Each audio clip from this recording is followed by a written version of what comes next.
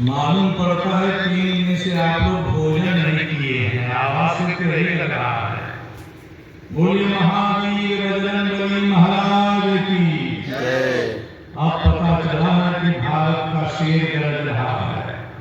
नमः पार्वती पतये हर हर महादेव। आज सभी लोग हाथ जोड़ करके अपने इष्ट देवता कुल देवता का ध्यान करें, श्री सीताराम भगवान का ध्यान करें कि हे प्रभु हमारे मनोकामना की पूर्ति करें। हम आपकी कथा सुनने के लिए बैठे हैं।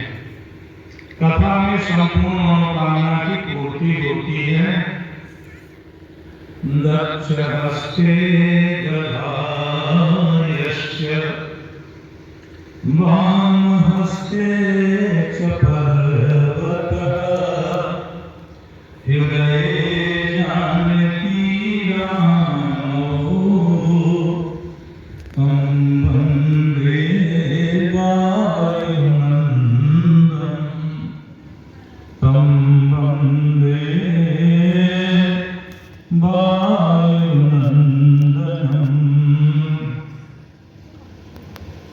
प्रिय मारुति मोरी कथा जग में, तब लो पृथ्वी पर रमा करिह। दृढ़ भाव से भक्ति करें जन जे, उनके सब पाप व्यथा हरिह। श्री रामचरित्र के गायक को सुख संपत्ति सिद्धि सदा भरी है। ब्रतले मम नाम जे संत रटै, निज प्राण बना भव से तरिह। हनुमान हमार महाजन तू, कर जान तुहार चुका पैबे। बर 5 भलाई का 5 प्राण दिए, बकिया ऋणिया भैवे।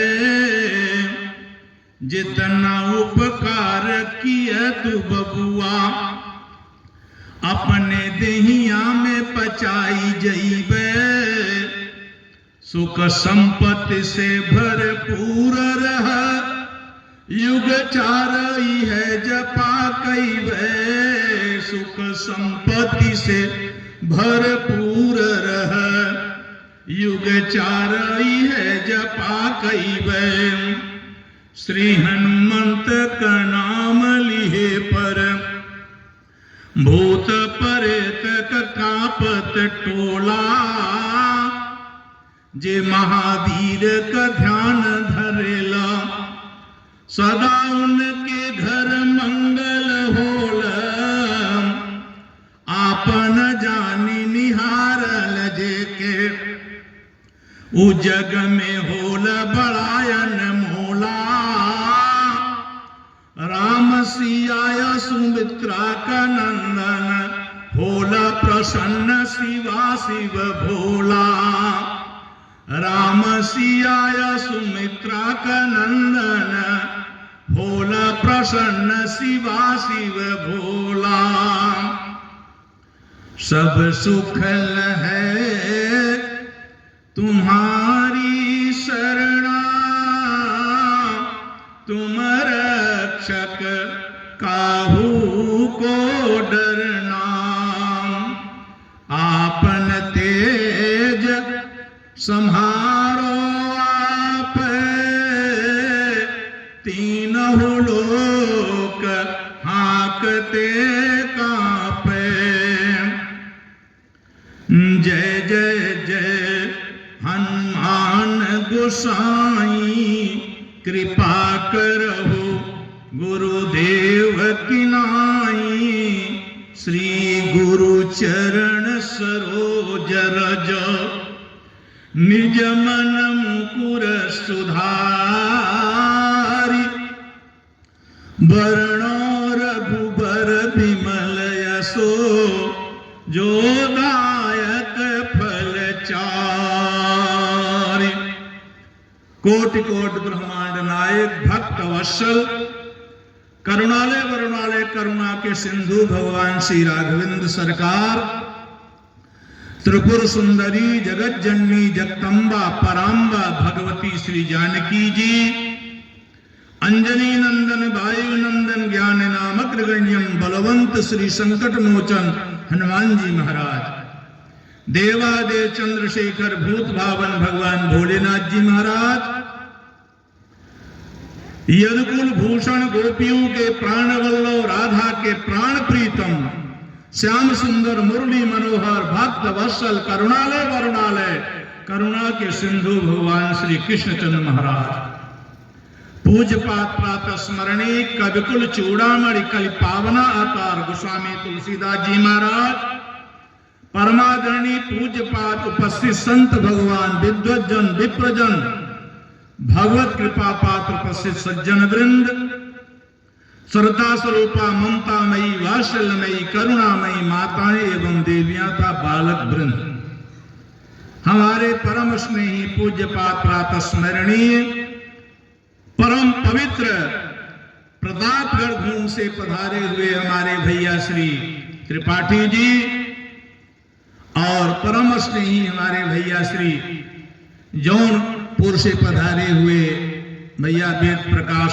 मिश्र जी, संचालक जी, अध्यक्ष जी एवं समस्त इस कथा कमेटी के पदाधिकारी जन आए तथा अव्यक्त अव्यक्त रूप से विराजमान 33 करोड़ देवी देवता 3.5 करोड़ तीर्थ आए। हम आप सब लोग प्रेम से 2-4 बार प्रभु के नाम को ले लें।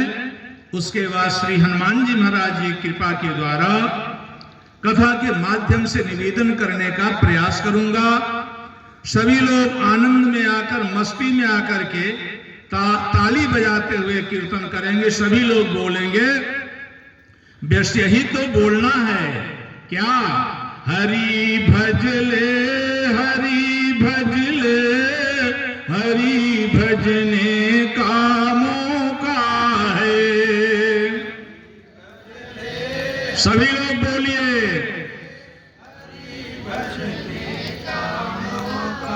है अभी भजले भी भजले अभी भजने का मौका है।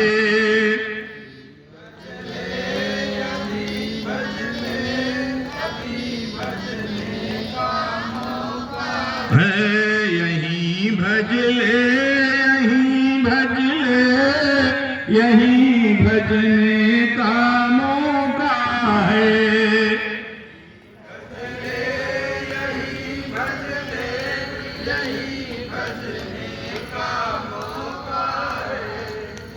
भैया हम सुबह 4:30 बजे से गाड़ी में बैठ गए थे,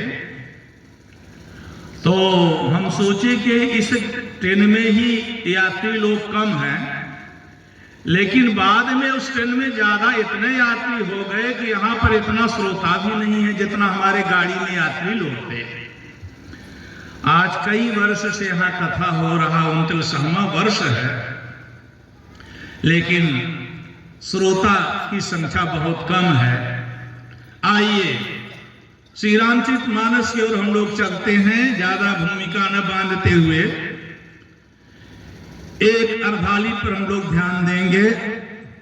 गोस्वामी तुलसीदास जी महाराज एक तरफ रावण की बहुत बड़ाई करते हैं, बहुत प्रशंसा करते हैं। कहते हैं रावण कैसा राजा न भूतो न भविष्य, ऐसा प्रतापी राजा न हुआ है न होगा। बाहरे रावण तेरे बस में है कि अग्नि पवन वरुण धन धारी, अयगिन काल यम सब अधिकारी, आय सुकरहि सकल भय भीता, अनवहि आय नित चरण विनीता। सारे देवता रावण के बस में है। कहां तक कहा जाए, बाहरे रावण जन्मदाता मृत्युदाता भी रावण के बस में है। जन्मदाता ब्रह्मा जी, मृत्युदाता शंकर जी। बाबा श्री पूज्य पाद गोस्वामी तुलसीदास जी महाराज ने कवितावली रामायण में लिखा है कि वेद पढ़े विधि शंभु सभीत, पूजावन रावण सो नित्य आवे, दानव देव दया बने दीन दुखी नित दूरी ते सिरुनावे, ऐसे भाग भगे दस भालते, जो प्रभुता कवि को विधि गावे, राम से बाम भय तहि बाम, बाम सब सुख संपत्ति लावे। अब एक पक्ष आप ये रखिए कि इतने सब देवता रावण के बस में है, और दूसरे पक्ष में बाबा गोस्वामी तुलसीदास जी महाराज लिखते हैं क्या कि साधु अवज्ञा कर फल वैसा, अजर नगर अनाथ कर जैसा। रावण का घर अनाथ कैसे जलेगा? अनाथ उसको कहते हैं जो विधवा नारी हो, जिसके न बेटा हो न बेटी हो न पति हो, केवल अबला नारी, उसको अनाथ कहते हैं। रावण के यहाँ के एक दिन की आबादी 72 करोड़ है। वाल्मीकि रामायण में नारंतक के साथ 72 करोड़ एक दिन में जन्म लिए हैं। इतनी तो पहले भारत की जनसंख्या रही होगी। एक दिन में 72 करोड़। आप लोग घबराना नहीं, उस समय ऑपरेशन नहीं होता रहा होगा, हम दो हमारे दो का नारा नहीं लगता रहा होगा। एक दिन की आबादी 72 करोड़ है। और फिर कह रहे कि साधु अवज्ञा कर फल ऐसा, अजर चले मरुतम चास, अट्टहास करे गरजा, कपि बड़ी लाग आकाश, देह विशाल परम अरुआई, मंदिर थे मंदिर चढ़ धाई। अग्नि और पवन ये दोनों जने मिलके लंका नगर जलाइन। आई दोनों जने रावण के बस में हैं। सूर्य, चंद्रमा, वरुण, यम, काल, यक्ष, गंधर्व, किन्नर, अग्नि, पवन, ये सब रावण के बस में है। सबकी बात छोड़िए, केवल 2 लोगों को पकड़िए कि रवि, शशि, पवन, वरुण, धनधारी, अग्नि, काल, यम सब अधिकारी। अग्नि और पवन को आप पकड़िए। तो जब ये रावण के बस में है तो लंका नगर जला क्यों? आइए मैं आपको एक भाव दे रहा हूं कि लंका नगर श्री हनुमान जी महाराज ने जलाया। कहा भैया हनुमान जी लंका नगर काहे जलाएं? का भगवान श्री राम लंका नगर जलाने के लिए कहे थे? नहीं। कहे अच्छा राष्ट्रपति जामवंत जी कहे होंगे। जामवती जी राष्ट्रपति हैं। जब तक पासपोर्ट में राष्ट्रपति का हस्ताक्षर नहीं होगा तब तक विदेश नहीं जा सकते। लंका विदेश में है।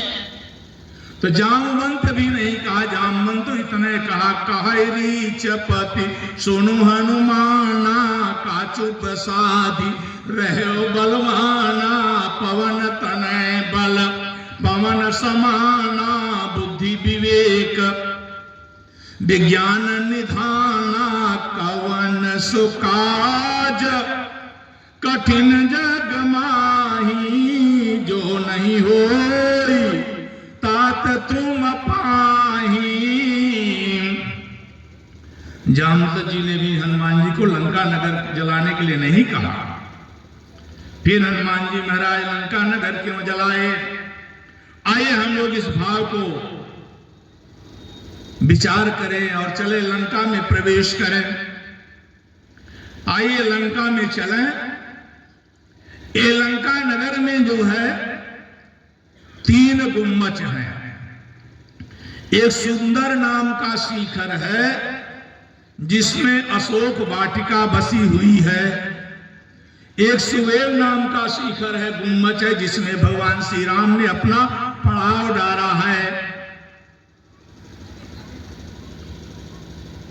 और एक जिसमें लंका नगर बसा हुआ है एक सीखर ये है, तो जो सुंदर नाम का शिखर है उसमें सुंदर अशोक वाटिका है। अशोक वाटिका के बीच में एक सुंदर अशोक का वृक्ष है। उसी वृक्ष के चारों तरफ चबूतरा बंधा हुआ है।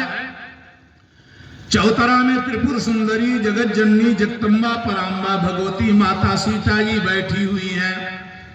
श्री राम जी के वियोग में रो रही हैं, विलाप कर रही हैं।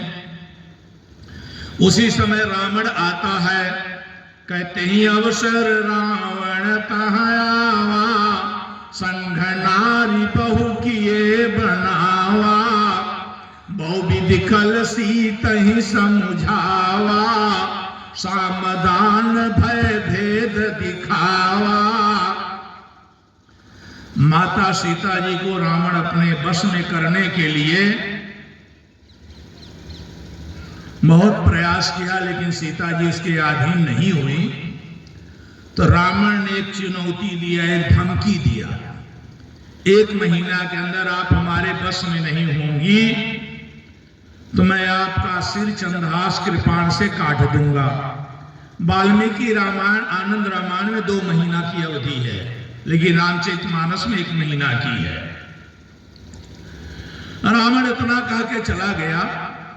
माता सीता जी को लगभग अशोक वाटिका में रहते 10 महीना हो रहा। परमात्मा श्री राम की कोई सूचना नहीं आई। माता सीता जी ने विचार किया कि रावण जब मुझको लेकर के आ रहा था तो किसी ने नहीं देखा। जटायु ने देखा, जटायु का रावण ने पंखा काट दिया था। हो सकता है जटायु की मृत्यु हो गई हो। ध्यान दीजिएगा, भारत की जब संस्कृति पर विदेशियों के द्वारा प्रहार होता है, अगर मानव नहीं रक्षा कर सकता है तो भारत के पशु पक्षी भी दौड़ पड़ते हैं और देश की संस्कृति की रक्षा करते हैं। आज एक पक्षी अपना प्राण बाजी में लगा दिया। काशीय करोवत देखी आकाश में, आखी के आगे नहीं पाप सहैले, रावण गीध में का समता, बस पाकिय चोचन से लड़ी गईले। देश है सब लोग है, पयु दिनवा कहवा चली गईले, पर नारी कलाज बचावई बदे, भारत में गिधबऊ मरी गईले, पर नारी कलाज बचावई बदे, भारत में गिधबऊ मरी गईले। सीता जी विलाप करती हैं और उन्होंने एक निर्णय लिया कि 1 महीना के बाद रावण हमारा वध कर देगा।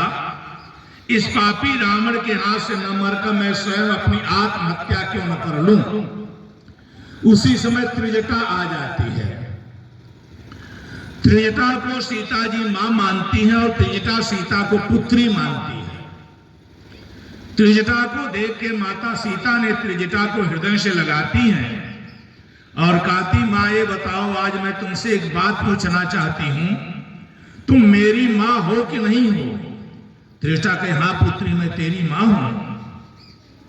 अच्छा ये बताओ, तुम हमको सुखी चाहती हो कि नहीं?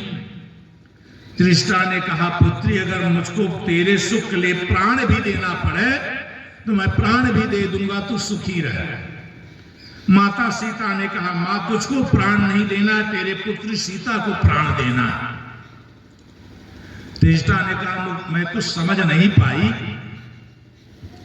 सीता ने कहा, तुम लकड़ी का व्यवस्था करके सूखी लकड़ी का चिता बना दो, आग कहीं से ले आकर हमको दे दो, मैं आग में कूदकर अपने शरीर का परित्याग कर दूंगी।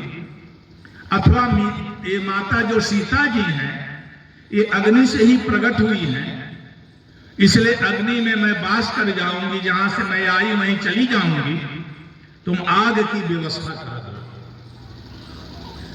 त्रिष्टा आग नहीं देती है, त्रिष्टा बहाना करती है। कह त्रिष्टासन बोली कर जोरी, मातु विपत्ति संहीन तैमोरी, तजहु देह करु बेगी उपाई, दुसह बिरहो अब नहीं सही जाई, आनी काट रचु चिता बनाई, मातु अनल पुनि देहु लगाई, मातु अनल पुनि देहु लगाई। माता तुम आग दे दो। इस दोहा में अग्नि, पावक, अनल, अंगार, अग्नि के पर्यायवाची शब्दों को लेकर के 9 बार प्रयोग आया है। 9 बार अग्नि, पावक, अनल, अंगार आदि लेके 9 बार माता जी ने 9 बार अग्नि का नाम लिया, 9 बार अग्नि की याचना किया। क्यों? इसलिए हमारे जीवन में 9 का बहुत समावेश है। इस देश में 9 खंड है, 9 रस है और 9 ग्रह है, 9 दुर्गा भी है। प्रथमम शैलपुत्री च, द्वितीयम ब्रह्मचारिणी, तृतीयम चंद्रघंटेति कुष्मांडेति, चतुर्थकम 9 दुर्गा भी है। नवधा भक्ति है, श्रवणम कीर्तनम विष्णु, स्मरणम पाद सेवनम, अर्जनम वंदनम दास्यम, सख्यमात्म निवेदिनम। 9 ग्रह भी हैं। अथवा 9वीं तिथि को परमात्मा श्री राम का अवतार हुआ है, इसलिए माता सीता जी 9 बार अग्नि के याचना करके परमात्मा श्री राम से प्रार्थना कर रही है, क्योंकि 9वीं तिथि मधुमास पुनीता, शुक्ल पक्ष अवजित हरि प्रीता। तो हमारे जीवन में 9 का बहुत समावेश है। ये 9 जो है परमात्मा का स्वरूप है, 9 पूर्ण अंक है। 9 की ये विशेषता है कि आप गुणा करके जोड़े तो 90 होगा। 9 9 दूनी 18, 8 1 8 9 और 9 9 81, फिर वहां भी 8 1 9। 9 की ये विशेषता है, ये पूर्ण अंक है, परमात्मा का स्वरूप है 9। इसलिए माता सीता जी 9 बार अग्नि की याचना करती हैं। अगर आप लोग नाराज न हो तो एक बात और हम बता दें, संसार में 9 प्रकार के मूर्ख भी हैं। जैसे 9 भक्ति है, 9 रस है, 9 खंड हैं, 9 रस है, 9 ग्रह भी हैं, 9 दुर्गा हैं। उसी तरह हमने पुराणों से खोजा है कि संसार में 9 प्रकार के मूर्ख भी हैं। अगर आप लोग नाराज न हो तो मूर्खों का नाम हम बता दें, यानी और कथा चाहे सुना चाहे न सुना, लेकिन मूर्खन का नाम जरूर सुनना। अच्छा भैया, तो इसमें ये भी देखना है कि आपका कौन नंबर है। 9 में आपका भी कोई नंबर है कि नहीं। हम तो अपना नंबर गिन लिए हैं कि हमारा नंबर कौन है। ध्यान से सुनिए, मूर्ख नंबर 1 जो बात राखे टेक, जो अपने बात पर अड़ जाए, किसी की बात न माने। जैसे रावण को 18 बार समझाया गया है, लेकिन रावण किसी की बात नहीं माना है। मूर्ख नंबर 1। मूर्ख नंबर 2 जो विवाह करे 2 हो, जो 2 विवाह करे दूसरे नंबर का मूर्ख है। दोनों पत्नी में झगड़ा हो जाता, लेनी देनी पड़ जाए। केवट से भगवान श्री राम ने कहा कि तुम्हारी नाव अगर नारी बन जाएगी तो उसमें तुम्हारी हानि क्या है। लाभ ही लाभ है, 2 पत्नी हो जाएगी, एक घर में रहेगी, तेरे साथ नाव चला गया। तरनी घरनी हो जाई, बाट पर मोरी नाव उड़ाई। केवट बड़ी अच्छी बात कहा। ये जो केवट राम का संवाद हुआ है, इस केवट का नाम है स्कंद। स्कंद पुराण में मिला है, इसका नाम है स्कंद। ये स्कंद नाम का केवट है। इसने कहा, छोटे मुंह बड़ी बात, अगर आप नाराज न हो तो मैं एक बात कहूं। भगवान ने कहा, बोलो बोलो। कहीं लक्ष्मण जी को हमको डर लगती है, ये जो है गरम दल है। अब बात भी सत्य सज्जनों, जवानों में रोष चाहिए और बूढ़ों में होश चाहिए। आज समाज में राष्ट्र के सुधार के लिए दोनों की आवश्यकता, रोष और होश दोनों की आवश्यकता है। तो बूढ़ों में होश होना चाहिए और जवानों में रोष होना चाहिए। भगवान श्री राम ने कहा ठीक हम लक्ष्मण को मना कर देंगे। केवट ने कहा बड़े सरकार, अगर आपके पिता महाराज दशरथ जी की एक ही पत्नी होती तो आप 14 वर्ष जंगल न जाते।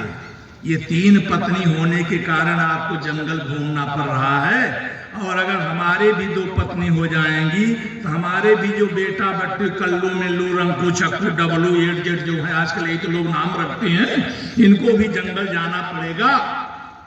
इसलिए और दूसरी बात यह है कि नाव तो हमारी जाएगी और आपके चरण के रज से केवट पत्नी नहीं जन्म लेती, बुढ़ी पत्नी जन्म लेती। तरणी मुनि घरनी हो जाई बाट पर मोरी नाव उड़ाई। हमारी नाव स्त्री बनेगी, कोई दाढ़ी वाला बाबा आएगा और कहेगा इस फैक्ट्री से ऋषि पत्नी जन्म लेती है, केवट पत्नी नहीं जन्म लेती है, पकड़ के लेके चला जाएगा। एक गौतम नारी श्राप बस ऊपर देह धर धीर, चरण कमल रज चाहत कृपा करो रघुवीर। परसद पद पावन शोकन सावन, प्रगट भई तप पुंज सही। देखत रघुनायक जन सुखदायक, सन्मुख होई कर जोरी रही। अति प्रेम अधीरा पुलक शरीरा, मुख नहीं आवई बचन कही। अरे अतिशय बड़ भागी चरण ही अनुरागी, जुगल नयन। तो इसलिए तरणी मुनि घरनी हो जाई।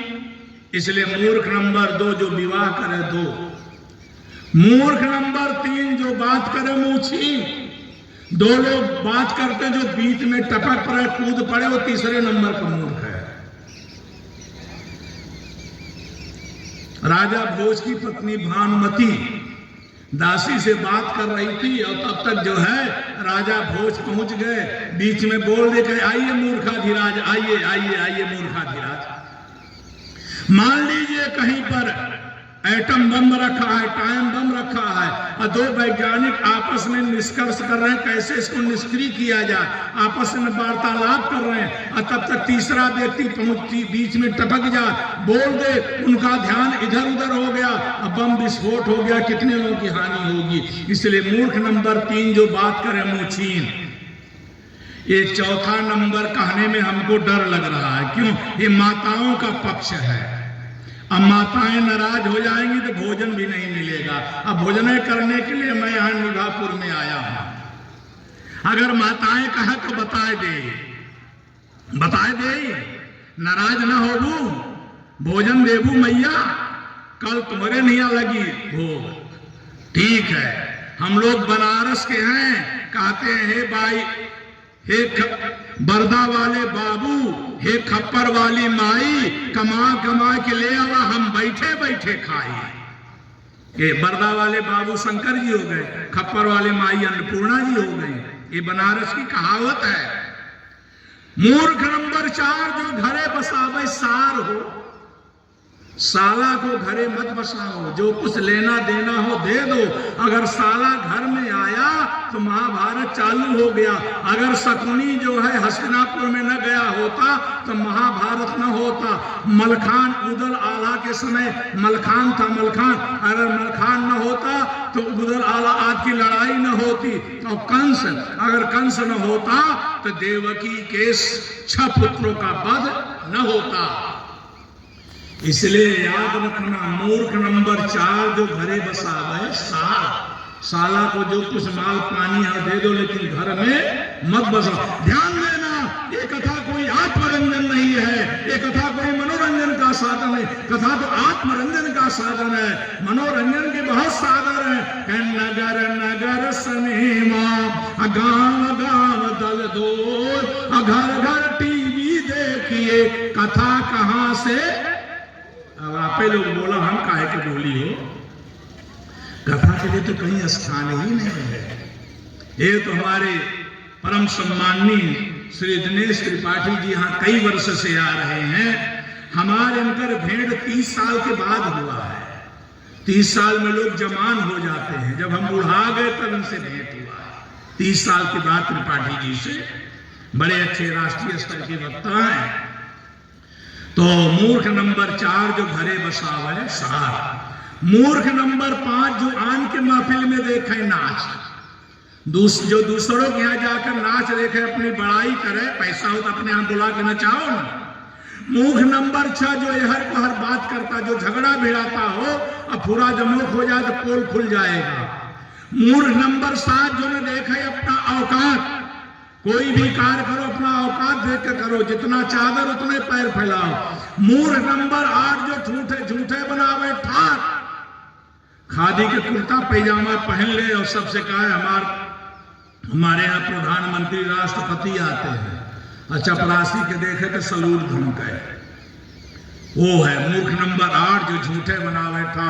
मूर्ख नंबर 9 जो पराई स्त्री से लगावे लो, जो पर नारी से लो लगाता है, वो 9वें नंबर वो पर नारी पहनी छुरी, 3 ठाव से धन खाए, हर धन हरे यौवन छीने, मरे पर नरक ले जा, ले पर नारी लीलार गोसाई, अतजह चौथ के चंद की नाय। जीवन में आप कुछ करें कि न करें, लेकिन 4 बात पर ध्यान दें। आपका मानव शरीर धन्य हो जाएगा। पेट में आहार, पेट में आहार भोजन शुद्ध हो, पेट में आहार, हृदय में प्यार, मस्तिष्क में विचार और शरीर में आचार चरित्र बल आ जाए, आप परमात्मा को प्राप्त कर लोगे। केवल 4 बात पर ध्यान दो, भगवान आपके यहाँ आकर आपको दर्शन दे देंगे। भोजन शुद्ध रहना चाहिए। वैसे भी लोग कहते जैसा मन वैसा, जैसा अन्न वैसा बने मन। कैसा न बढ़े गुणवान के संगति, ध्यान बढ़े तपसी संग कीन्हे, अमोह बढ़े परिवार के संगति, लोभ बढ़े नर मूढ़ के संगति, काम बढ़े तिय के संग कीने, बुद्धि विवेक विचार बढ़े, कवि दीन सुसज्जन संगति कीन्हे, बुद्धि विवेक विचार बढ़े, कवि दीन सुसज्जन संगत किने, भलो भलाई पैल है, लहन चाहिए नीच, सुधा सराही अमरता, गरर सराही अमीच।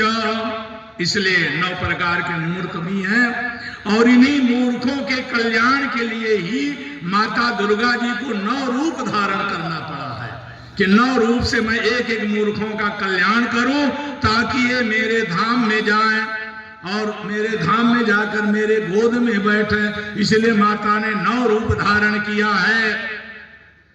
तो सज्जनों, मैं आपसे निवेदन कर रहा था, माता सीता जी ने त्रिजटा जी से आग मांगा, लेकिन त्रिजटा आग नहीं देती है। कहती निसिन अनल मिलो सुन सुकुमारी, अस कही सो निज भवन सिधारी। त्रिजटा वहां से चल देती है, कहती है पुत्री आग नहीं मिलेगी। जबकि ज्यादा रात नहीं, 7-8 बज रहा है, और रात्रि में प्रायः सबके यहाँ आग होती है, भोजन बनता है, लेकिन त्रिजटा आग क्यों नहीं दे रही, इस पर आप थोड़ा ध्यान देंगे। त्रिजटा ने कहा, पुत्री सीता से कहा, तुम्हारी मैं कौन लगती हूं? सीता ने कहा, आप हमारी मां हैं।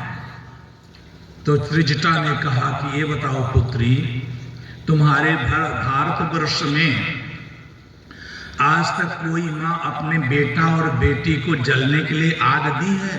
कहा नहीं, कोई नहीं दिया है। कोई मां पुत्रो कुपुत्रो जायेत माता कुमाता न भवति। देहात की कहावत है कि मैया का जियरा गैया का, पुतरा का जियरा कसैया का। कोई मां आग नहीं देती अपनी पुत्री को जलने के लिए। अगर मां को पता चल जाए कि मेरा बेटा मेरी बेटी इस आग से जलने वाली है, तो पानी डाल करके आग को बुता देगी, लेकिन आग नहीं देगी। तो त्रिजटा बड़ी अच्छी बात का है। त्रिजटा कहती है, पुत्री सीता जो इतना परम पवित्र मातृ कुल है, माताओं की भावना है, उस कुल में, उस भावना में मैं कलंक नहीं लगाऊंगी। आग देकर हम तुझको कलंक नहीं लगा सकती हूँ, क्योंकि माँ तो स्वयं अपना प्राण दे सकती है अपने पुत्र के लिए, पुत्री के लिए, लेकिन अपने पुत्र और पुत्री का प्राण नहीं दे सकती है। आइए एक करुण रस की कथा में हम लोग आनंद लें, थोड़ा प्रवेश करिए। करुण रस की कथा है। आज तक कोई वैज्ञानिक ये नहीं पता लगा सके हमारी बहन बेटी माताओं का हृदय किस धातु का बना है। कोई वैज्ञानिक इसका नहीं पता लगा सका। यानी ये त्रिजटा सीता जी को आग क्यों नहीं दे रही है? त्रिजटा कह रही है, अगर तू माता ना कर करके हमसे और कोई दूसरा संबंध जोड़ी होती, हमको अपना ननद मानती, अपना मौसी मानती, बुआ मानती, सास मानती, कोई दूसरा संबंध जोड़े होती, तो आग क्या मैं आग का पहाड़ तेरे सामने ले आकर के खड़ी कर देती। लेकिन तूने मुझको माँ कहा है कि त्रिजटा सन बोली कर जोरी मात विपत्ति संघिन तय। मोरी तुमने संबोधन भी दिया है कि हमारे सुख की माताएं तो बहुत हैं। सुख की माता सुनैना जी हैं जनकपुर में, सुख की माता कौशल्या जी हैं श्री अवधाम में, सुमित्रा जी हैं, केकई जी हैं, लेकिन दुख की माता केवल एक तू हो। एको हम द्वितीयो नास्ति, तुम्हारे सिवाय दूसरा मेरे आपत्ति की माता नहीं है। इसे त्रिजटा सन बोली कर जोरी मातु विपत्ति संघिन तय मोरी। तो एक तुमने हमको विपद की संगिनी कहा है और दूसरा आग मांग रही हो। आए देखें आखिर ये माँ है कौन? ये माँ किस धातु की बनी है? कलयुग की एक उदाहरण ले। एक अबला नारी है। अच्छा एक बात ये बताओ है, हम तो ऐसे अपने यहाँ एक कथा आप लोगों को समझ आ रही है ना, क्योंकि पहली बार आपके क्षेत्र में आए हैं। हमको एक बात याद आ गई। एक पंडित जी ने एक जजमान को महीना भर रामायण की कथा सुनाया। एक दशहरे दिन पंडित जी जजमान के यहाँ गए। जजमान ने बड़ी प्रशंसा किया, रामायण की कथा सुनाए। कहा महाराज जी बहुत अच्छा कथा सुनाए, बड़ा आनंद आया। पंडित जी खूब प्रसन्न हुए कि जजमान तुझसे तो दक्षिणा ज्यादा देगा। जजमान ने कहा महाराज हमको एक बात नहीं समझ आई। पंडित जी ने कहा कौन सी बात नहीं समझ आई? जजमान ने कहा महाराज हमको ये नहीं समझ आया कि राम राक्षस थे कि रावण राक्षस था। महीना भर रामायण की कथा सुनी, ये नहीं समझ आया कि राम राक्षस थे कि रावण राक्षस था। पंडित जी कहे भैया जब महीना भर में मैं आपको नहीं बता सका कि राम राक्षस थे कि रावण राक्षस था, तब आज क्या बताऊं? भैया आप नाराज न हो, न राम राक्षस था न रावण राक्षस था। राक्षस में था जो महीना भर आपको रामायण की कथा सुनाया। क्योंकि कथा बहुत कठिन, श्रोता भक्ता ज्ञान निधि कथा राम कै गूढ़ अकिनि में समझो जीव जड़ कलिमल ग्रसित विमूढ़। ये तो विद्वानों की कृपा है जो इतनी सरल बना के सुना रहे हैं। कथा बहुत कठिन है, बहुत गूढ़ है, इसीलिए कथा में भीड़ भी बहुत कम होती है। तो मैं आपसे निवेदन कर रहा था कि एक अबला नारी थी, बहुत गरीब घर की थी। उसके पति भी मर गए। उसके गोद में 5 वर्ष का बालक था। वो ये आज से 500 वर्ष पहले की घटना है, कलयुग की घटना है। घर में खाने का ठिकाना नहीं था, कमाई करने वाला पति भी मर गया। तो वह जो अबला है दूसरों के यहाँ जाती थी तो पहले घर घर जाता होता था, आटा पीसती थी। तो मजदूरी में माताएं उसको 2 रोटी का आटा देती थी। तो घर में आकर के 2 रोटी बनाती थी शाम को, 1 रोटी अपने बेटे को खिला देती थी, रात्रि में 1 रोटी रख देती थी। सुबह हमारा बेटा कलेवा करेगा, नाश्ता करेगा, अपने पानी पी के रह जाती थी। अब उसका बेटा जब 16 वर्ष का हो गया तो अम्मा को आशा हो गई कि मेरा बेटा अब जवान हो गया, कमा के लाएगा, मैं भी खिलाऊंगी। मैं भी खाऊंगी, इसको भी खिलाऊंगी। वो अभागा कलयुगी पुत्र अपने माँ को छोड़कर विदेश चला गया। 5 वर्ष हो गया, घर लौट करके नहीं आया। माँ प्रत्येक दिन एक घर से दूसरे घर, एक गांव से दूसरे गांव लोगों से पूछती है, क्या आपने मेरे बेटा को देखा है? कोई नहीं। अंधी भी हो गई पुत्र के वियोग में रोते रोते। वो विदेश में गया, एक वैश्या अवला उल्टा नारी से उसका संपर्क हो गया, जिसका नाम शोभावती था। ये शोभावती का नाम आपको शिव पुराण में भी है, शिव पुराण के महत्व में भी इसका नाम आया है। उस अवला के साथ ये रहने लगा, उल्टा के साथ। 5 वर्ष के बाद एक दिन उसकी पत्नी ने पूछा, क्या आप हमसे प्रेम करते हो? वो पुत्र ने कहा, हाँ मैं आप तुमसे प्रेम करता हूं। कहा, हमको आप पर विश्वास नहीं है। कहते, कहो जो जिस पर आपको विश्वास हो वह मैं करूं। कई आपके घर में कौन कौन है? तो अभी तक नहीं पूछी थी, आज पूछ रही 5 वर्ष के बाद। तो वह लड़का कहा कि मेरे घर में मेरी माँ है। जैसे माँ का नाम लिया वैसे बूढ़ी माँ को हजारों किलोमीटर दूर में थी, उसको हिचकी आने लगी। जब हिचकी आने लगी तो माँ के नेत्रों से आंसू के गंगा जमुना की धार गिरने लगी और कहीं मेरा बेटा मुझको याद कर रहा है। का मेरी माँ है। तो अवला वो जो उल्टा नारी है, जो जीवन में कभी कथा नहीं सुनी थी, उसने कहा, अगर आप हमसे प्रेम करते हो तो अपने माँ के कलेजे को निकाल कर लाओ तो मैं आपसे जानूं कि आप मुझसे प्रेम करते हो। वो कलयुगी अभागा पुत्र मन में कुछ भी नहीं विचार किया कि जो मेरी माँ माघ के कड़कड़ाहट ठंडी में जब मैं बिस्तर पर मलमूत्र त्याग कर देता था तो गीले में अपनी सोती थी, सूखे में हमको सुलाती थी, जो खून पसीना करके 2 रोटी हमको लाती, एक रात में देती, एक सुबह रखती थी। आज उसी माँ अभागा का हाथ, अभागा पुत्र उसी माँ अभागनी का हृदय का टुकड़ा करने के लिए हाथ में कटार लेकर चल देता है। कटार बहुत भयंकर, इसमें तीनों तरफ धार होती है, कटार में लेके चल दिया। गांव के पास जब आया तो गांव के बाहर कुआं था, कुआं में माताएं पानी भरने गई थी, देखी कि ये तो जो है चाची जी का लड़का आ रहा। दौड़कर माँ जाके बताती है कि माँ, चाची चाची आज तेरा लड़का आ रहा है। इतना सुनकर के माँ दौड़ पड़ी, कहा मेरा पुत्र मैं हृदय से लगा लूं। और जैसे अपने पुत्र के पास पहुंची वैसे कलयुगी अभागा पुत्र अपने माँ के हृदय में कटार मारा, उसका कलेजा निकाल कर लेकर चल देता है। जब थोड़ी दूर जाता है तो ठोकर लगा, ठोकर लगने पर वह भागा पुत्र गिर पड़ता है। गिरने पर सज्जनों कटे हुए हृदय के टुकड़े से आवाज निकलती है, उठो लाल, तुझको कहीं तो चोट तो नहीं आई? दिग बारा के बारही एक ही भारते, मनसा मृग विवेक मारी छला। उर्मा का विमोहनी उपहार अनूप लेने चला। भिग मार के चला बिरही जिस गोद में मोद माया से बला। उसका बन काल कटार लिए उर्मा का लिकानन के लाने चला। दिग तीर धीर दया महिमा सुत के युत बाट निहारती थी। इस विश्व के वैभव को तीर्ण सा सुत पे बहु बार ही भारती थी। हर साय उठी उड़लाने चली लखियानन धीरज धारती थी। सुत मार कटार किया मन का मरती थी न नेह विसारती थी।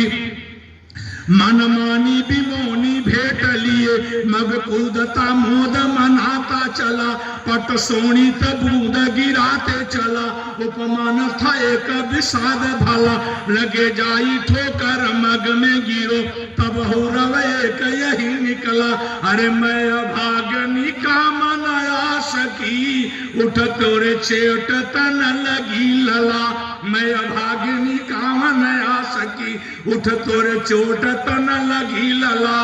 परमात्मा श्री राम इसीलिए कहते हैं कि सुनु जननी सोई सूत बड़ भागी। अजो पितु मातु बचन अनुरागी। वो अभागा पुत्र अपने माँ के कलेजे को काट करके चल दिया। सज्जनों, जब उस उल्टा वैश्या के पास पहुंचता है, उसने देखा, तत्काल उसको अपने घर से हटा के भगा दिया। कहा, अरे अभागे, जो माँ तुझको याद देना। सज्जनों, प्रेम आपसे करने वाले बहुत लोग हैं। पिता भी प्रेम करता है, माता जो है भाई भी प्रेम करते हैं, बहन भी प्रेम करती है, बुआ जो है पत्नी भी प्रेम करती है, बुआ भी प्रेम करती है, बहुत लोग हैं। लेकिन ध्यान देना, सबसे ज्यादा प्रेम माता का होता है। माता का 9 महीना सबसे ज्यादा प्रेम होता है। 9 महीना माँ अपने पेट में रखती है, सबसे ज्यादा प्रेम माँ का 9 महीना सबसे ज्यादा होता है। माँ से ज्यादा कोई दूसरा प्रेम कर ही नहीं सकता है। ये माँ जो है पूजने योग्य है। आज तक माँ की उपमा कोई वैज्ञानिक नहीं दे सके कि माँ है कौन।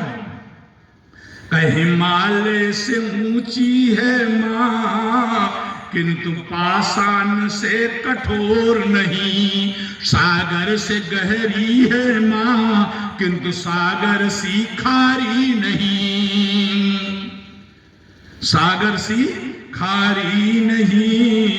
वायु से भी गतिशील है माँ, किंतु वायु सी अदृश्य नहीं। परमात्मा की जननी है माँ, किंतु परमात्मा से अदृश्य नहीं। माँ की उपमा हो नहीं सकती, क्योंकि माँ उपमा होती नहीं। माँ की उपमा हो नहीं सकती, क्योंकि माँ उपमा होती नहीं। माँ की उपमा हिमालय से दिया गया। कहा, हिमालय माँ की बराबरी नहीं कर सकता। हिमालय कठोर है, और माँ का हृदय तो मक्खन से भी कोमल है। माँ की उपमा सागर से दी गई। कहे, सागर भी माँ की बराबरी नहीं कर सकता है। सागर जो है का जल खारा है, और माँ का दूध तो अमृत है। माँ की उपमा वायु से दी गई। कहे, वायु से भी माँ की उपमा नहीं दी जा सकती है। वायु जो है अदृश्य है, दिखाई नहीं देता, और माँ तो प्रत्यक्ष सामने खड़ी है। माँ की उपमा परमात्मा से भी नहीं दिखाई दी गई, क्योंकि परमात्मा भी दिखाई नहीं देते। कहे, बिनु पद चले सुनय बिनु काना, अकर बिनु करम करय विधि नाना। अरे आनन रहित सकल रस भोगी, बिनु बानी बकता बड़ जोगी। तन बिनु परस नयन बिनु देखा, अग्रह घान बिनु बासय सेका। अस सब भांति अलौकिक करणी, महिमा जा सुजाई नहीं। बरणी जहि इमि गावहि वेद बुध, जाय धरहि मुनि ध्यान। सोई दशरथ सुत भगत हित, कौशलपति भगवान। माँ है क्या? कैसा सहराती थी तुझे उठाती थी, दूध आंचल में ढक कर पिलाती रही। बाहर माँ सहलाती थी तुझे उठाती थी, दूध आंचल में ढक कर पिलाती थी। तेरे दुख में रोए तेरे खातिर जिए, तेरे दुख के आंसू को रोती रही। और तेरे दुख के आंसू को रोती रही। चेहरा में थी थकान, फिर जुबान में लोरियां सुना कर सुलाती थी। उस माँ का चरण तू सुबह शाम धरो, जो तेरे लिए सपने सजाती थी। उस माँ का चरण तो सुबह शाम धरो, जो तेरे लिए सपने सजाती थी। सज्जनों, ध्यान देना, श्री राम और रावण में कोई अंतर नहीं है, केवल थोड़ा सा अंतर है। क्या? परमात्मा श्री राम मानते हैं, रावण नहीं मानता है।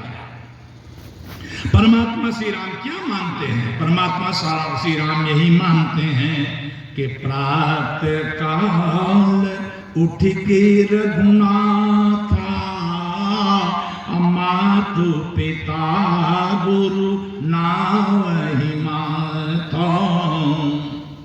जिसके घर में ये संस्कार हो, जिनके बेटा बेटी इस तरह हों, समझ ले परमात्मा श्री राम उनके घर में विराजमान है। रावण इसको नहीं मानता, ठीक इसी को उल्टा रिएक्शन, अरे मां नहीं मातु पिता नहीं देवा, असाधुन सन करवा वही सेवा, जिनकी यह आचरण भवानी, ते जाने निश्चर सम प्राणी। अरे बाढ़े बहुखल चोर जुआरा, जेलम पट पर धन पर दारा। कहाँ तक निवेदन करूं सज्जनों, कल युग बैठा मार कुंडली, घर घर रावण है। कल युग बैठा मार कुंडली, घर घर रावण है। अब ये तरह राम कहाँ पाऊं, कि घर घर राम का अवतार कराऊं। जो ये माता पिता की सेवा न करे, वो समझ लो रावण के परिवार के लोग हैं। सज्जनों, इतना अब घर घर रावण हो गया। पहले तो लंका में था, अब घर घर रावण है।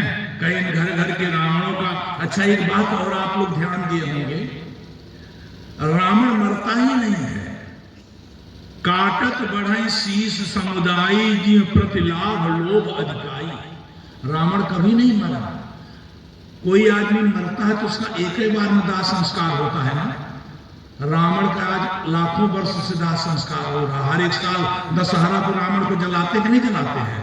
हिरण्यकश्यप को एक ही बार जलाया गया, कंस को एक ही बार जलाया गया, दोबारा उसका पुतला नहीं जलता। लेकिन बाहर रावण ये इतना प्रतापी है कि सिर काटे पर भी नहीं मरता है। हर साल इसलिए इसकी लाश जलाई जाती है। और ये रावण कैसे मरेगा? रावण का मारने का केवल एक ही उपाय है, क्या? श्री राम कथा। उससे यार को यार कहे हम क्या, जिस यार ने प्रेम व्यथा ही न हो, उस प्रेम को प्रेम कहे हम क्या, जिस प्रेम में प्यार मथा ही न हो, उस धर्म को धर्म कहे हम क्या, जिस धर्म में धर्म प्रथा ही न हो।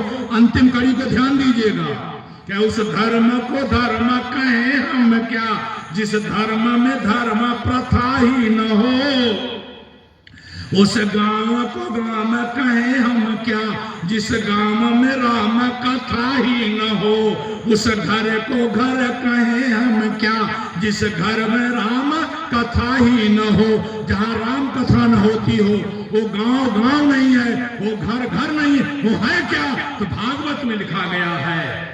महाराज पृथु जी को सनक सनातन कुमार कह रहे हैं कि न विप्रपादोदक कर्दमानी, न वेद शास्त्र ध्वनि गर्जितानी, स्वाहा स्वधाकार विवर्जितानी, अस्मशान तुल्यान गृहाणितानी। जिनके घर में ब्राह्मण के द्वारा वेद मंत्र नहीं बोला गया, जिनके घर में ब्राह्मण के द्वारा श्री राम शिव कथा देवी कथा नहीं सुनी गई, जिनके घर में ब्राह्मण के द्वारा हवन नहीं किया गया, जिनके घर में ब्राह्मण के द्वारा तर्पण पिंडदान नहीं किया गया, जिनके घर में ब्राह्मण के द्वारा हवन नहीं किया गया, जिनके घर में ब्राह्मण का चरण धोने से कीचड़ नहीं हुआ, वो घर गणयो शमशान तुल्यान गृहाणितानि। भले वो सोने के महल बना ले, लेकिन भौतिकवादी में वो श्मशान है जहां मुर्दा जलाया जाता। ये भागवत जी का मंत्र है। न विप्रपादोदक कर्दमानी, न वेद शास्त्र ध्वनि वर्जितानि, स्वाहा सदा वर्जितानि, श्मशान तुल्यान गृहाणि तानि। उन्हीं का घर घर है जिनके घर में भगवान की कथा हो, और जिनके घर में अगर कथा नहीं। अभी अभी हमारे अनुज हमारे भैया श्री वेद प्रकाश मिश्र जी ने कहा कि अपने घर में पुराण को रखना चाहिए। वास्तव में पुराण और रामचरितमानस जिस घर में रहते हैं, उस घर में हनुमान जी जो है पहरेदारी करते हैं, और वहाँ हनुमान जी ड्यूटी करते हैं। वो घर मंदिर, वो घर तीर्थ है। इसलिए आज ये जो निभापुर में कथा हो रही सज्जनों, ये निभापुर कोई साधारण गांव नहीं है। नी माने होता है नीर, भा माने होता है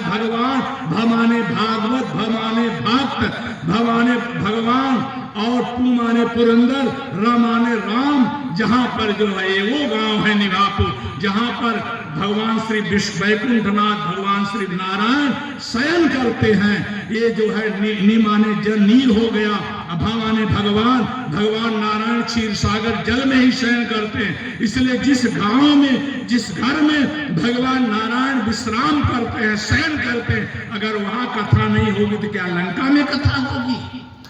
इसलिए वो ये निभापुर गांव है, ये कोई साधारण गांव नहीं है। मैं यहाँ पहली बार आया और इस गांव को आते मैंने प्रणाम किया।